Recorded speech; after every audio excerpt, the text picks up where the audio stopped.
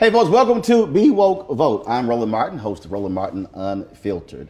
When I got the call to do this, there were a list of people who I said must be here to have this conversation, not just to encourage folks to vote, but also to walk us through how critically important it is for us to be involved and engaged, as well as empowered after the election. And so I sent him a text and he said, hey, I'll be there. Even though I got a speech somewhere else, I will be there, have a conversation. Put your hands together, folks, and welcome Chuck D. My man. Yeah, when Brother Romo calls, I move. Yes, sir, and I've always appreciated that. I always appreciate that. I'm automatic, man.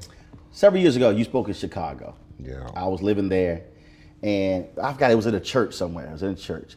And y'all, it was pretty funny sights seeing Chuck D in his t-shirt in the pulpit preaching. But you said something that night. Was it any curse words that day? No cuss words that day. No curse words that day. All right. But you said, look, folks, most of the land in America has been purchased. Mm-hmm. but the only real estate that can never be purchased is in between your ears. Mm-hmm. And they figuring that out right now. It's like the real estate of your mind. You know, they got everything sold up, but the real estate of what's between the ears, they're acquiring day by day. But you know, a lot of people are giving it away. You know, and to stay woke, you got to kind of work. You got to work to be woke. Mm-hmm. I often get audacious and say I was born woke, but you know what? You know, you got to work up to that. So I cut it really simple and dry tack when it comes down to voting. I tell people, like, voting in the United States of America is as essential as washing your tail in the morning. Now, you ain't got to wash, but you can't run around and talk about things that stink. I mean, you don't have to wash. You don't have to brush your teeth. You don't have to do none of that. You don't have to vote. But when you start complaining that something stink in the air, you start looking at yourself. And one of the things that is amazing to me, and you are absolutely well-read, always about constantly acquiring knowledge. When people say, look, man, that stuff, that's just too much. That's just, I can't get involved with that. And I'm going, you do know that there's not a piece of your life that government in some way does not involve. I mean, I crack up with these conservatives who talk about down to your name. Everything. Down to your name. Everything. I mean, just if you actually sat down and said, okay, what part of my life? Let me try to find something in my life that government in does not have a part of. I can't think of a single thing. You can say, fine, they don't impact my marriage. Yes, they do. Because you got to get that marriage license. Yep. From the birth to the tomb. And if you're going to be here in the United States of America, whether you like it or not, you got to know about it. You got to know its history. Because when somebody knows about you more than you know yourself, that's slavery. That's volunteer slavery. Yeah. So it's almost like double the education we got to pick up of what this place is all about, how it works, how it runs. I'm a firm believer, being in 112 countries, that you got to think global and act local. But you better act local. And before you get into the hyperbole and all the pomp and circumstance of what people think the vote is, like it's the NBA Finals, which they kind of know more about the NBA Finals than they know about the people that's in their neighborhood. I think you got to understand who's on the school board, who's, if you kind of driving wobbly on the road, who voted for the judge that's going to lock your ass up. You know, how about all these people that's running around in your community that be up at 8:30 in the morning, and you never see them because you roaming around at 3 in the afternoon. They got voted in. They go to the government office buildings that you don't know until you get in trouble. So these things are important. Somebody got to read read your local roadmap. So think global, and then you got to also see how the rest of the world operates. And I'm a firm believer, us black folk in the United States, if we don't connect to the diaspora, then we'll be slaves in the United States of America, because we don't know this jail cell enough for us to be free and say, this is our claim, this is our turf. Well, if you're going to claim it, know it. Well, we saw that when Trump gets elected and all of these people on television, and like, oh my God, we've never seen anything like this. And I'm going, what the hell are y'all talking about? I know. And then of course it was all the back and forth. And so when I've given speeches and I've talked about how black success in America has always been followed by white backlash. I said, if you go through 245 years of slavery, you go through Reconstruction, then you get the Great Compromise of 1877, 92 years of Jim Crow. You got the post-World War I, the 1919 rebellions. I mean, but you know, and a lot of this, you can even study the music of the last 100 years since it's documented and recording to find out how we got blacklashed. Right. And how we rebelled against it, and why Curtis Mayfield would say in 1965, people get ready, or we're a winner. I mean, these records were purposeful. They were done. What does a great beat?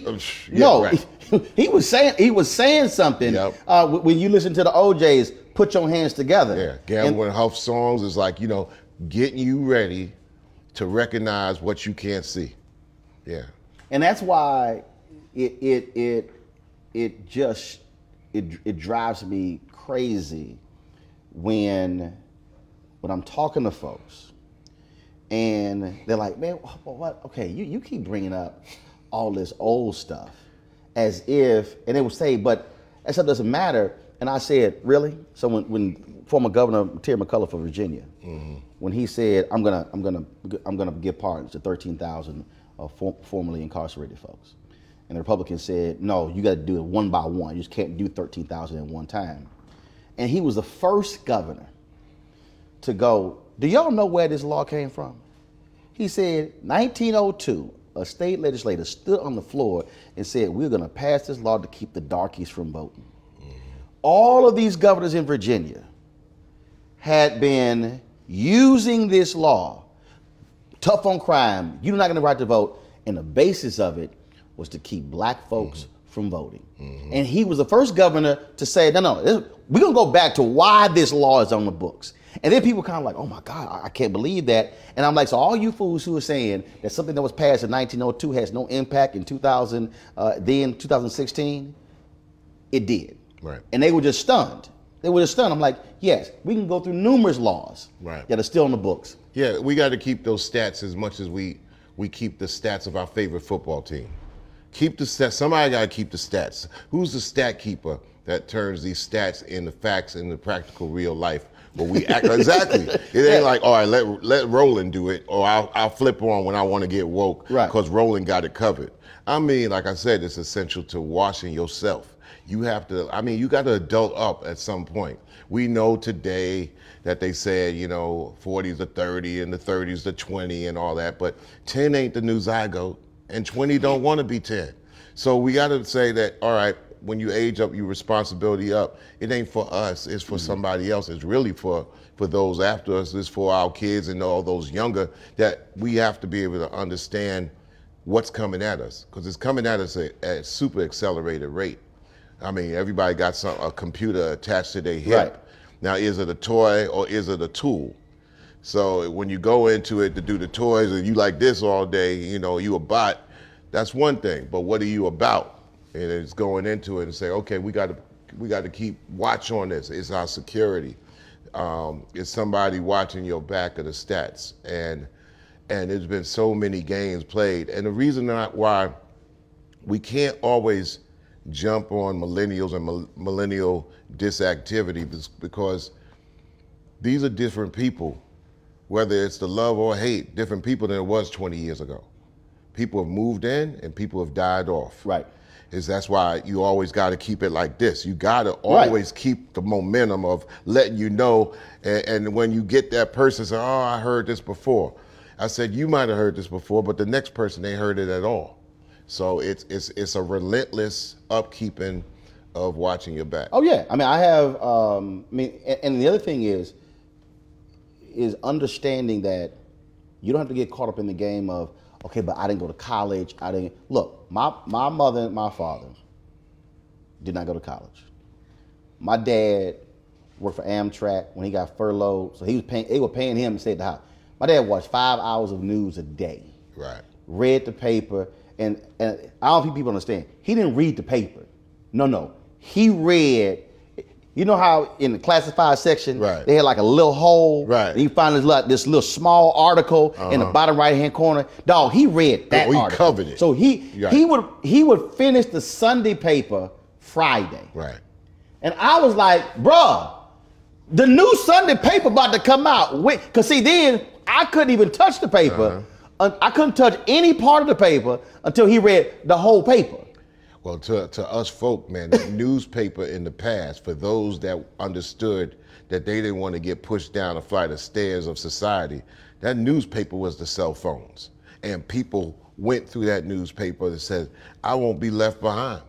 And even if they say, all right, I'm the one that's got to go through this newspaper, then I'm going to go to the barbershop. I'm going to be the one with the most knowledge, going to let everybody know. And you know what? You don't get no debates if you come with this much information in the barbershop. Matter of fact, say, oh, that's OG. Yeah, you got to sit and listen to him. Right. That's the equivalent of the brother who can dunk on you, who can block your shot. Right. And totally D you up and just dominate you. Right. In the barbershop, they kind of like say, bro, you don't want to mess with him, and then they'll warn everybody. Right. Like dudes start joining, they be like, say, bro, him different. Right. You want to make look. I've been there, Right. and because again, my deal is like in my family, my grandfather and my aunts and my uncles, dude, they used to have fierce debates. Right. Now, they didn't say kids can't participate. But Right. if you jump your ass in that conversation, you better be able to ball. Yeah. Or they will kick your behind out and you be, but I'm a kid. No, you jump your ass in this conversation. It's a get down mental foxhole you getting into, and it learns you. Oh. Notice I say don't teach you, it learns you. It learns you to come up out of there. When you talk to real folk and everyday folk, you make it practical, you go like this, and you ain't gotta prove nothing. No. And they could reject it. But they know that a OG like that know you're gonna come back anyway for it. It's jewels, it's fruit, and you're gonna come back and get your fruits and veggies from the OG that lets you know.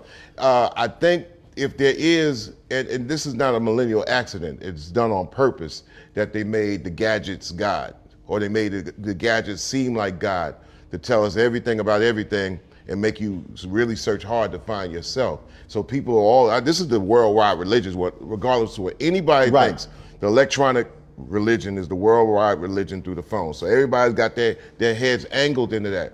So how do you do to make that instead of it breaking you?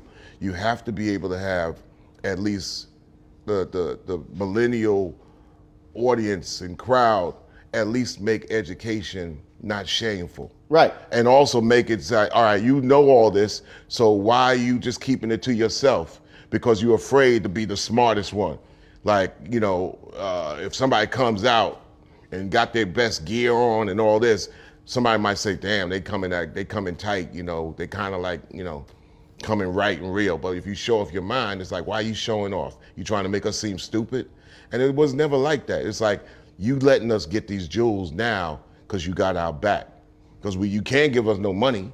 So the best way I got your back is letting you know the deal, and then I dip off, you come to get it when you want it, but I'm here for that. Because there was a period where, look, smart was real sexy. Smart was the deal.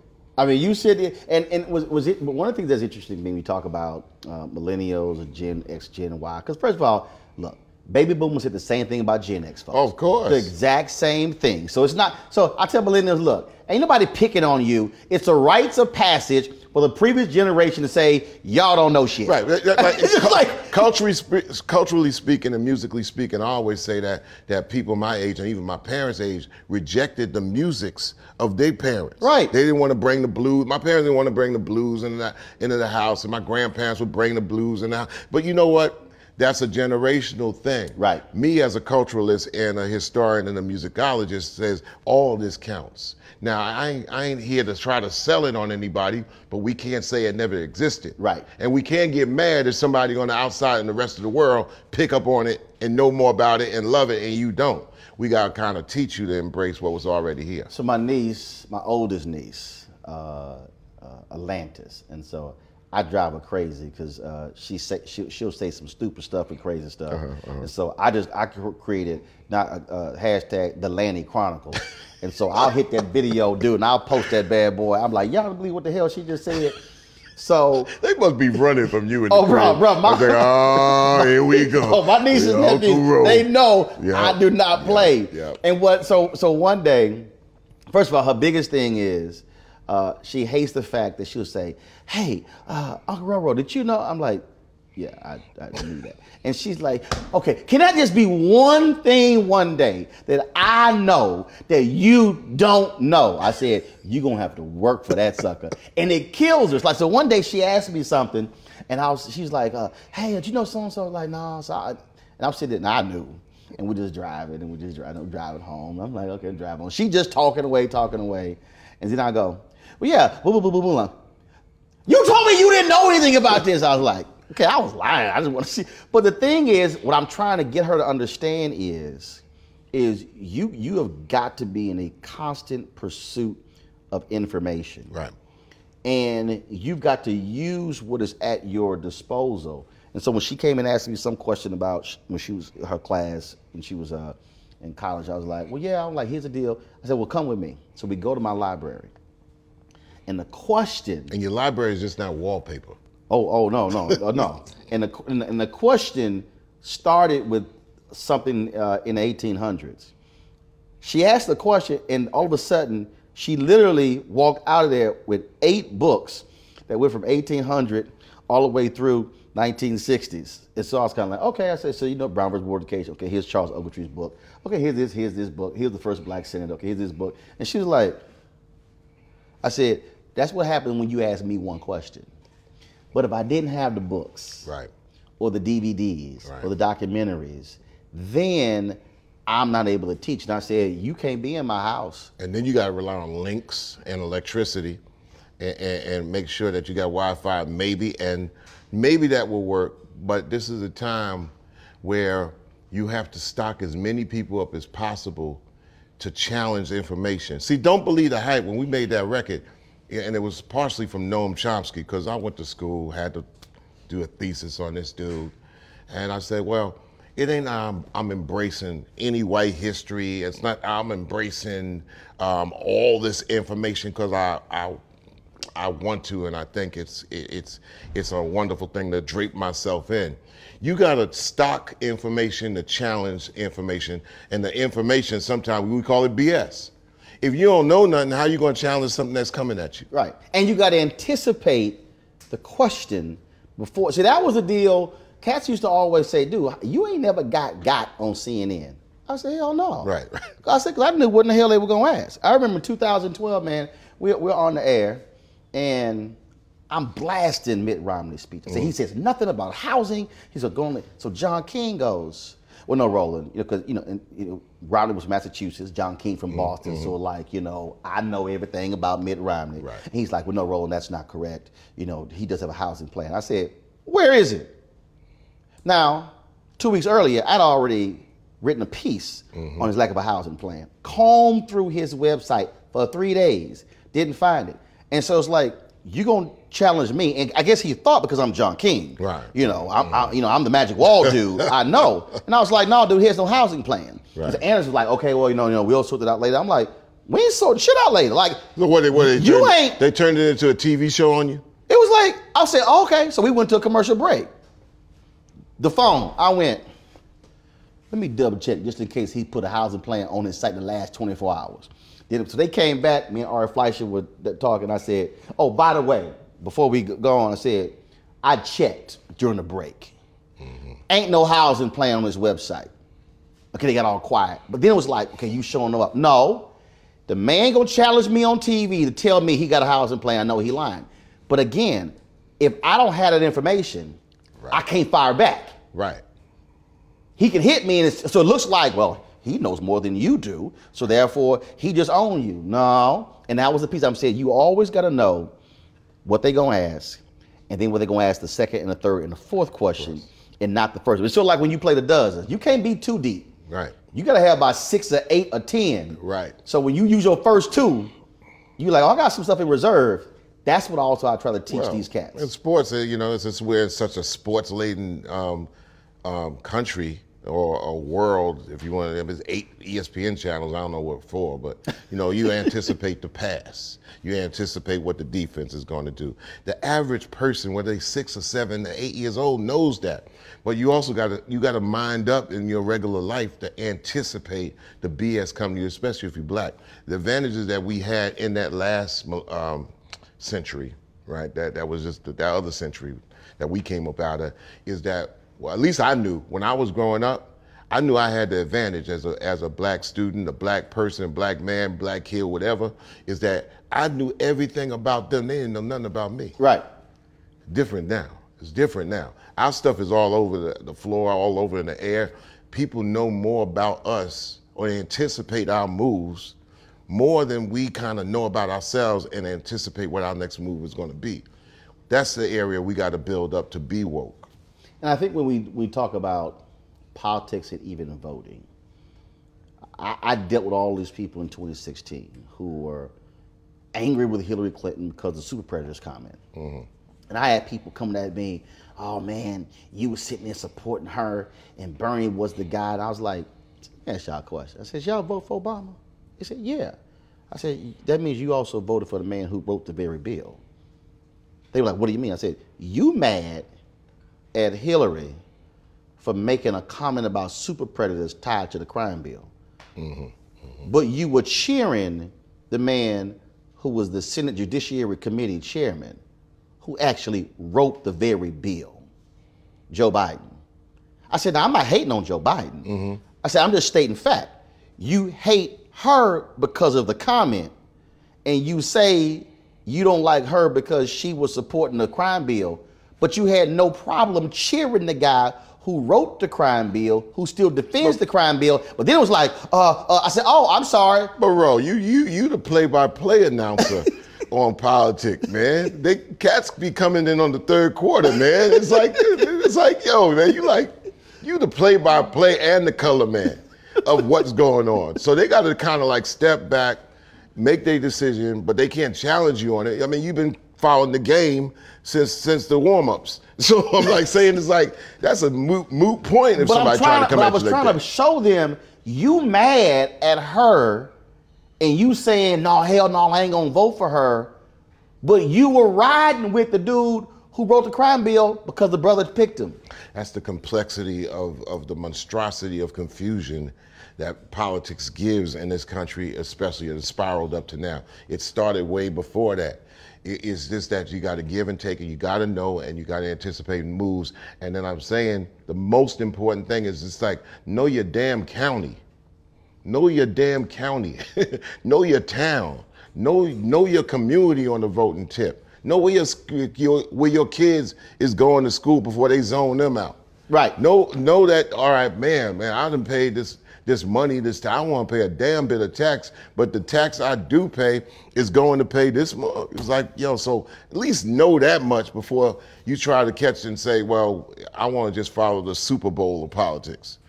Yeah, it's like, yo, man, the local, sleepy, boring ass game in the Sandlot, you better be and figure out what that is. Impacts you in a much greater way than everything. When you talk about jailing black men, it was a national agenda, but it had local devastation. District attorneys.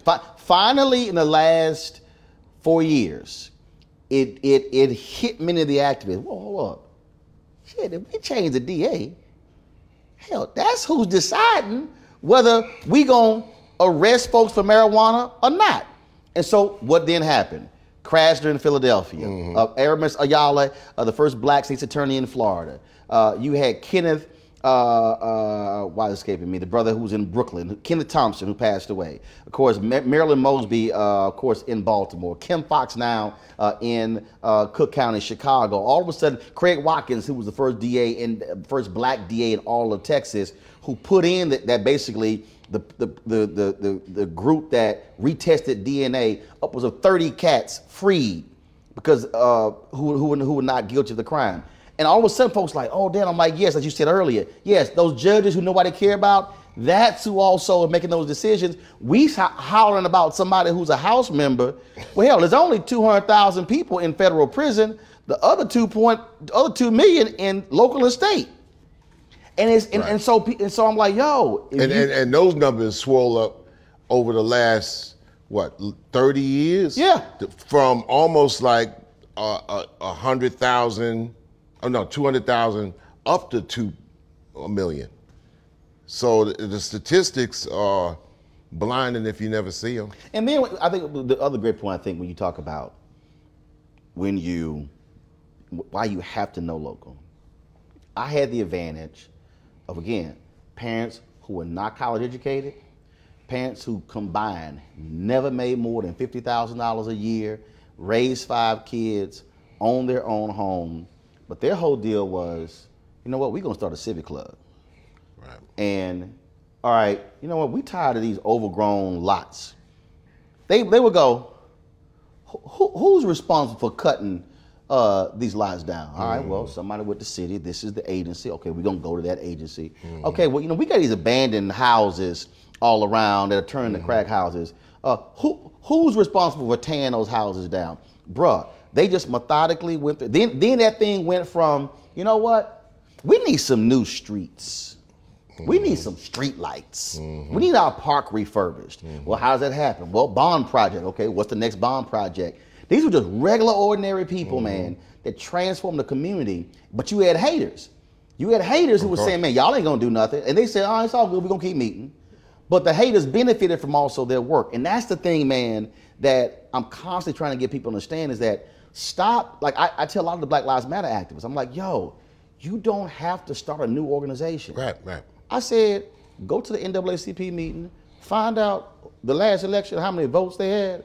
I said, go bring 50 people with you. I said, all of a sudden, the next election, run your own slate. You can take it over. That's what Nikema Levy-Pounds did in Minneapolis. No, they took over the whole chapter. Yeah. You can take stuff over that's already there. Dude, I tell people all the time, and once again, I go back to my analogies because I'm an art person and I'm a sport head. It's like you wearing that old ass Yankee hat and all they do is just fill the logo with new people. The same way we have to look at organizations. It's like before you figure out what that organization has and figure out how you can get up in there. You ain't gonna run it the first day you step up in there. Right. Get on the team first. Prove yourself you get on the team first. It's only gonna behoove you later on. But you just can't come in with an individual agenda. You know, the individuals' agendas have really crippled us. It cripples all kinds of movements. Yep. You know, so, Yep. you know, you get a collective, and collectively you can come up with something that will get you a little bit ahead and get knocked back. Can I ask you this question? So this was interesting. So Trump wins and Jim Brown goes to meet with him. Steve Harvey goes to meet with him. Martin Luther King III went to meet with him. Andrew Young was on the phone. Kanye goes to meet with him. And all these folks, black folks, were mad as hell. Mm-hmm. So it came to me. I said, no, the issue is not who met with him. The issue is, what did you say when you were in the room? I wouldn't meet with him, but am I mad at somebody else that meets with him that comes back with something that's of clarity that people could at least know about or and use? What's the real deal? Come back and say, no, I challenge his ass on this. Look, I've had the benefit of being invited to sit at the table of off-the-record meetings. The big dog. With two presidents. The big dog. So when they call, it's like, okay, so I'm in a room and ABC anchor, the NBC anchor, the CBS, the CNN, all the people in the room, and I'm sitting right there. Mm-hmm. And twice, he's had 3 meetings with TV anchors. I've been to 2 of them. Another one I had a speech. I ain't passing up money. Mm-hmm. And so folks were like, man, I can't believe you're going. I said, oh, no. I said, oh, I'm going. Yeah. I said, because see, I know other than Lester Holt, who in the room, ain't gonna be nobody else black in the room. Right. I said, and I know ain't nobody in the room gonna ask a black question. Right. Now, how could you not go? How could you not go? Right. And they were like, yeah, but I said, no. I'm gonna be in the room. Now they had this huge table. It's about 30 people around the table. Now I had my ass way down here on the end. Mm-hmm. But that was fine. But my deal is like, no, I'm gonna be in the room to ask the question that none of y'all are gonna ask. Mm-hmm. Because y'all gonna talk about deficit and something else, but you ain't gonna ask specifically about Chicago. You ain't gonna ask about federal housing policy. You're not gonna ask about HBCUs. And I said, that's why I'm gonna sit in that table. And so that's my deal. See, I ain't tripping because Kanye gonna have lunch with Trump or whatever. But first of all, because he ain't gonna ask anything that's of relevance that actually has information behind it. Wait. The conversation gonna be like this. It's like, I mean, I'm just like saying like, and I've said this a long time, man. And I've said this it was controversial when I said it one time with Tavis. I said, this country was the right size in the prior centuries. For this next century, it might be bloated to not handle itself. It's like a 7'3" center who got a broken ankle. It's gonna take a long time for it to heal. And you need, this is one of the reasons they call it the United States, because it's so big, 2,000 by 3,000 continental miles. Then you got Hawaii and Alaska, 2 places it shouldn't have had, that they all of a sudden assumed, well, with all those other areas they imperialized. So with this large piece of land, yes, geographically it's beautiful. Probably one of the most beautiful from east to west, north to south. I've been on every road everywhere. to fix its infrastructure, man, there's a trillion conversations that gonna go on that how do we fit in with it? How do we get a piece of it? And when we get a piece of it, what are we gonna do with it? So, I mean, like, even in this country, when you talk about conversations that just go over people's heads, like the bridge that collapsed in Minneapolis. Couple of years ago. I mean, is that in front, in the forefront when you drive on the road and the thing collapses on your car, and then all of a sudden it becomes the main concern because you had somebody in your family got killed by it? So there's so many things to talk about when you talk about this country, jurisdiction, who needs to run it, where we fit in it.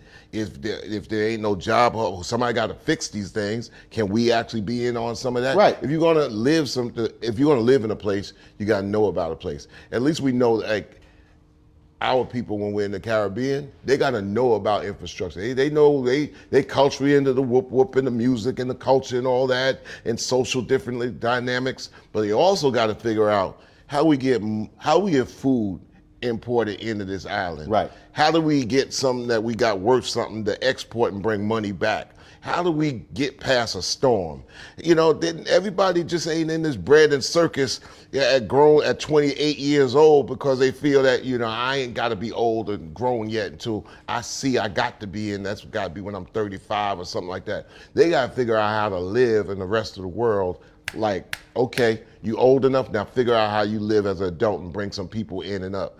And in this country, I just think that sometimes, I mean, there's so many things that got to get handled that we have to figure out how we embrace the people that have the know-how and the knowledge, and also make them accountable that they got to share without rejection. Right, and that's why the thing for me is, again, what I always say is, look, if you vote and your person doesn't win, you still a constituent. It's not like, okay, my person didn't win, so I'm gonna check back in 4 years. No. You still accountable to me as a constituent. When the Republicans would not confirm Loretta Lynch, man, I saw all these sisters marching on Capitol Hill. Deltas, because she's a Delta. Deltas, Black Women's Roundtable, all these folks. So I was talking to Jamal Bryant, Pastor Jamal Bryant, Jeff Johnston. I was like, yo, where the hell the dudes at?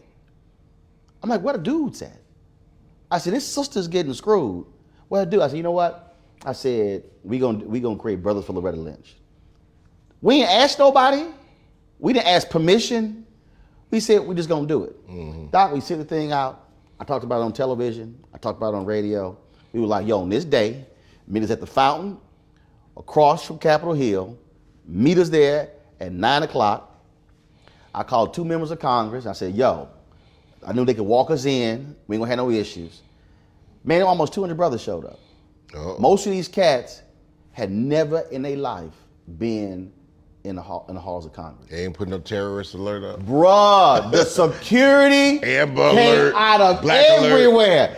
There's nothing that scares America than to have a couple hundred black men all of a sudden show up and just march in single file. Bro, when I say that was security all over the place, like, where in the hell did they come from? Because see, this is what I remind people. We have these marches, they take place on Saturdays. They ain't there. I said, no. You gotta go there when they're there. So man, we go in, and I said, y'all, here's the way this game plays. If I walk into the office of Mitch McConnell, he's a senator from Kentucky. I said, he gonna reject me.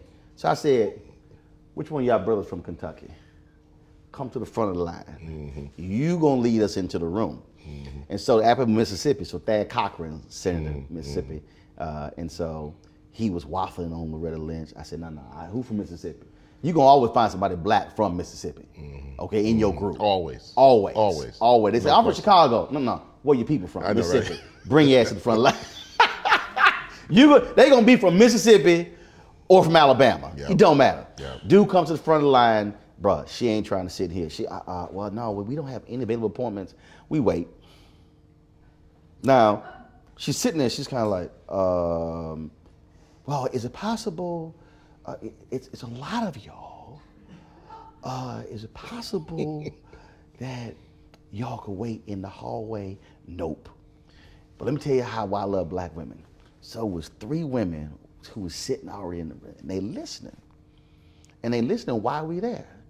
And so the sister says, she says, well, we have an appointment with the senator, and we have 30 minutes.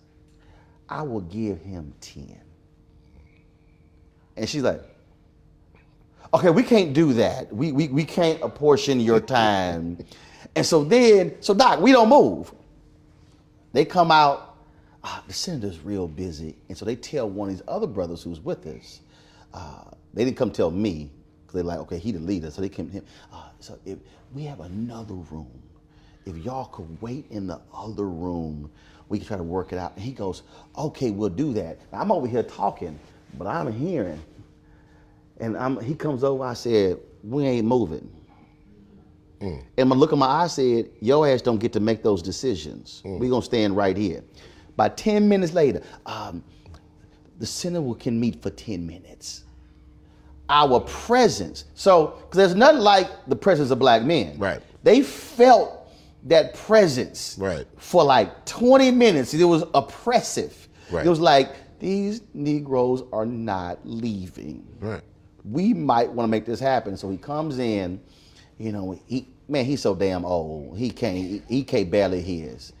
And I'm sitting there and we leading it. And I go, now, Senator, just as a reminder, you got reelected because black people voted in the Republican primary against your opponent. We just want to remind you of that. So we fully expect you to vote for Loretta Lynch. Well, I'm going to announce my decision. I said, oh, that's fine. We'll wait for you to announce your decision. But we just want you to know, we fully expect you to vote for that sister. Because the only reason you returned back to Capitol Hill, because black people sent you back here versus the Tea Party dude. Oh, I was smiling, but I wanted him to know. Oh, his ass voted for Loretta Lynch. They haven't got a conversation like that in the past 20 years. But here's what was beautiful. Getting away with it. The brothers had never seen that. They had never experienced what it was like to stand there and just not be present, but have presence. Right. And the brothers was like, oh, dog, we got to come back. They had never experienced it. Right. And that's the piece where I try to get people to understand why you got to show up, because your presence actually speaks far louder than that tweet or that letter. That matters. But when you show up with 10, 20, 30, 40, 50, 100, it creates a whole different dynamic to power. And at the same time, we can't use the jargon or the excuse like, oh, we did that before. Because I said new people come in and old people leave. And that's why you always got to stay on the one, keep on the one. Just to add to the point, you know, the first year I voted for the president and voted period, I was 20, 1980, and me with my radical minded self, I voted for Angela Davis for president of the United States. And you wrote her in? I wrote her in, yeah. You know, and then it was Jimmy Carter versus Reagan. And then I realized that, okay, this is the World Series pimp game at the top. And I just realized the game of mathematics at the top. And then we got Ronald Wilson Reagan, which devastated our communities for an 8-year run. And then you had the 4 years of Bush. But it was the trickle down factor that came out of that. I mean, it was devastating in the area I came from. But I then knew that the voting, yes, the trick game was going on, but you better really seriously try to understand that like they used to play the numbers back in the day. You got to figure out the numbers game. I'm going to be talking to one of the greatest organizers of all time, led the Nashville movement. When you think about organizers, Ella Baker. Oh, yeah, wow. Unbelievable. When you think about Fannie Lou Hamer, and when you think about Reverend James, when you think about what he did for the Nashville movement, and the thing that I keep saying, and I want to get your thoughts on this, at the most underappreciated aspect of the Black freedom movement was training. Training? Training. You just didn't show up at a rally. Right. You had to go through training through SCLC, through SNCC, through CORE. They took them in and they want to know where you were here. Panthers, training, classes. That's the thing Reverend Barber is trying to do right now that I think a lot of people miss. You got to have classes and training to understand civic engagement, politics, your point. Who's your county commissioner? Who's your city council member? Who's your school board member? This is what they do before you walk out there and just start yelling, demanding stuff. And here's another thing, you know, the fallacy of the times, we can't get into, and this has nothing to do with the people, but just the time, millennial tricks, feeling that you got to brand everything, you know. You don't have to brand a movement. You have to make that movement what it is and at least show some love and props to people who are actually given the time to dot the I's and cross the T's. It's ugly work and it's unglamorous, but it's necessary. It's like washing up in the morning and you got crust in your eye, get the crust out. But we need to not toss them to the back like they ain't doing nothing. And like I said, you might not be able to glamorize it. You might not be able to brand it. It ain't got to be sexy. And you might not get a damn award or be on a magazine cover. Exactly. Or all of that. But somebody got to do it. It's like burying people. It's like, you know, cleaning the garbage from the back to the back lots. It's like picking up crap that's on your lawn if you got one. It's like replacing a window when it's broken. It's just like, it's what it is. Adult up, grow the hell up. It's just what it is. But we can't have it invisible. And I think that's probably the thing about it. It's like, we cannot have it invisible. We might not be able to brand it and make it sexy, but it can no longer be invisible. The movement and also the talking of people like yourself, it's like, oh man, it's like, yeah. And you know what? All those stations play games where they got all the talking heads and they're going, ah. So to a younger person, it's like a bunch of crap, it's mess. And you got to be able to say, well, yeah, it might be crap and mess, but out of this, it's like putting beets into your morning drink. It's like beets ain't glamorous, but you probably need it as opposed to eating cookies in the morning. And it might have been, nasty at 14, but 29, your ass gonna need something like that, or you gonna be hurt and broke up. Not broke, but broke up. Which brings me to the last analogy of being woke. You know, once upon a time, you know, we as black folks, we know we were broke, but we were never broken. Today, we broke and broken. Today, we broke and broken, or no matter how many gadgets and things that we can consume and buy, as a collective, we're broke and broken. We can fix both of those, but as a collective only. It's a few more questions.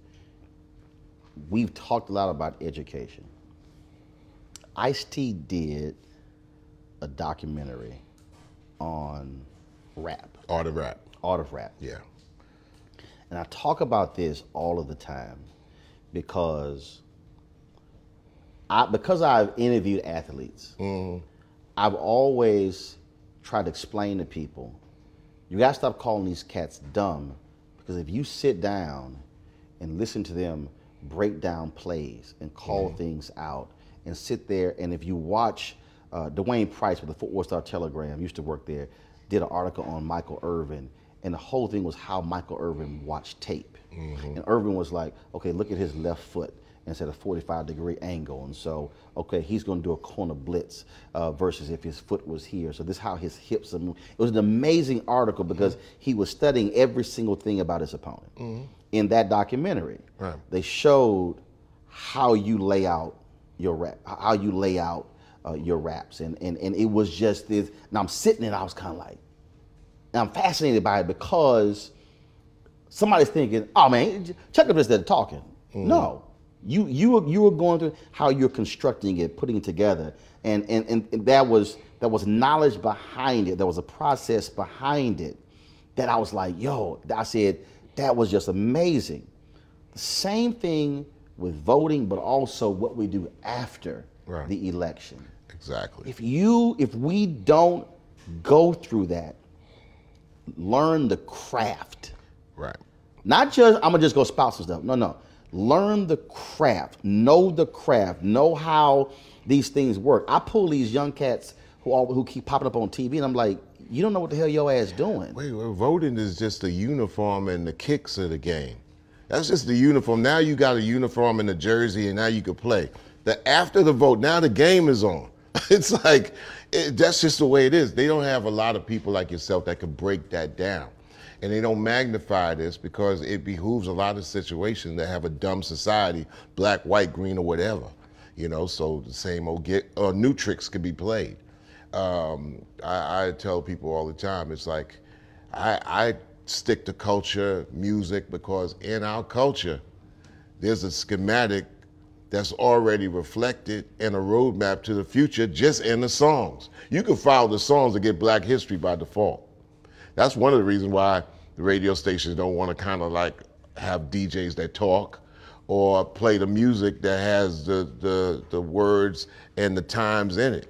So like we're gonna remove the interpreters. And if anybody also understands, based upon the research, African Americans we get our information out of all of the mediums out there, right, from radio than any other medium. Right.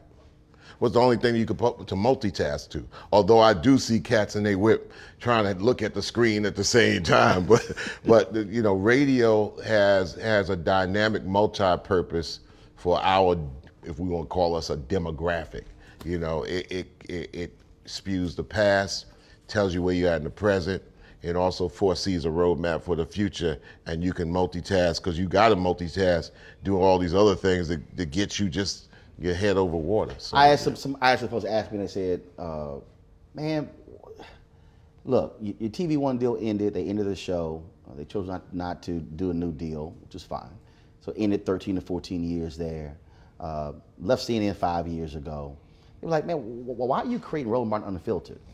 And I said, do y'all understand what's about to happen?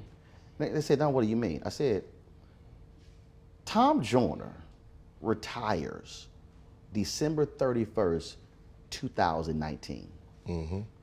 I said, nothing against all of the other national radio shows, but all of the other national radio shows combined don't use their platform for social good and consciousness when it comes to politics and news and issues and things along those lines.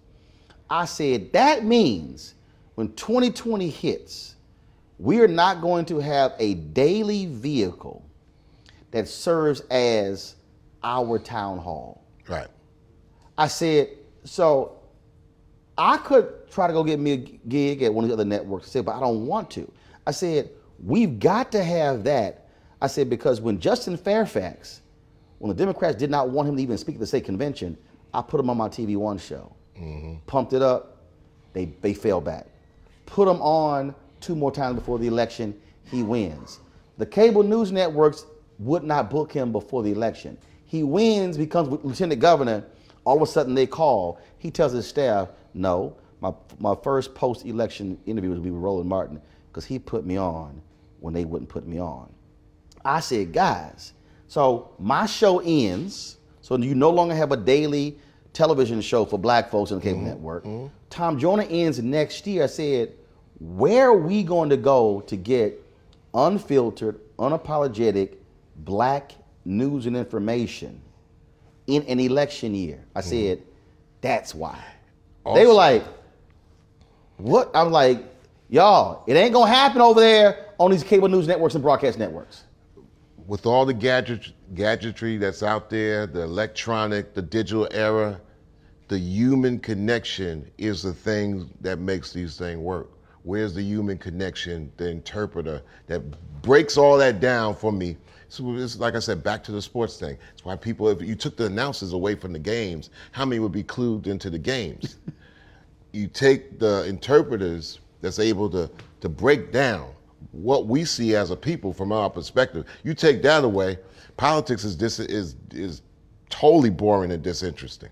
You make it necessary. Say, look, this is the beet juice, but I put a little cayenne in it. I made it pop with a little bit of the lemon in here, and it's fly. take it. And we need that here, because when back in the day when they said this is the land of the lost and wilderness, it is if you're deaf, dumb, and blind, because the distractions are now coming at us at light speed. So you break it down, especially in the gadget era, and we thank you for that. And that's why we use the hashtag Bring the Funk. No doubt. That's how we do it. Last thing, I've done with everybody.